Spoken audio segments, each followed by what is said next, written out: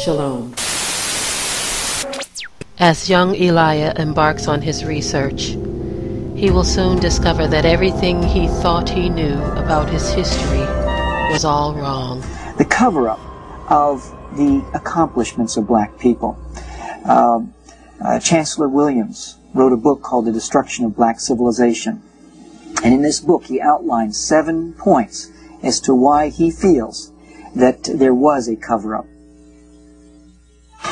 Ignore. Just refuse to publish any facts of African history that don't go along with our racial theories. We need to create a religious and a scientific doctrine so that African slavery won't appear that bad after all. What we need to do is flood the world with new African histories that contain our European perspectives only. Start renaming people and places. Replace African names with Arabic and European names. This will disguise their true black identity. Let's change the criteria for defining race. For example, 1 drop of Negro blood in America makes you a Negro, no matter how light the skin. Yes, and when reporting ancient African history, reverse the standard. No matter how dark the skin, woolly the hair, or thick the lips, you don't have to be a Negro. When black contribution to civilization is too obvious, let's find a way to attribute it to outside white influences. When all the ancient historians contradict your theory, we'll just discredit them. Young Elijah has just discovered that a cover-up of history is not only possible, but conceivable. There has been a conscious effort to white out the history of black people in this world. What we need to do is flood the world with new African histories that contain our European perspectives only. What we need to do is flood the world, flood the world, flood the world.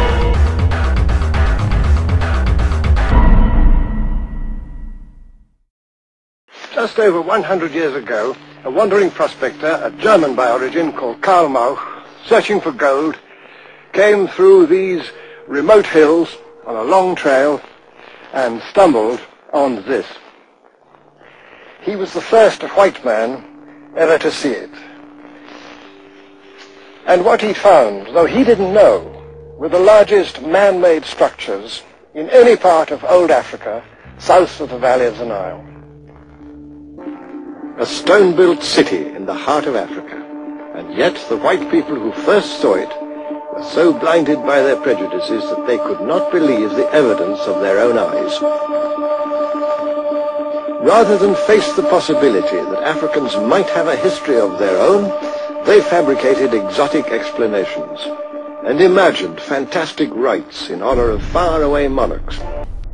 The educational systems of the world have managed to convince the original peoples of the earth that they are nothing more than a worthless chance happening.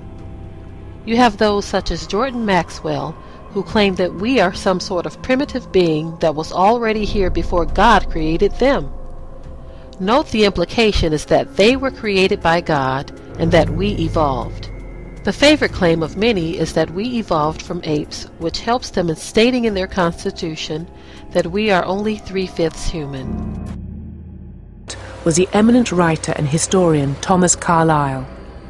In 1849, Carlyle published an essay entitled Occasional Discourse on the Negro Question, in which he appealed for a return to some form of slavery. It was printed and reprinted in magazines across the world and helped transform the 19th century debate about race.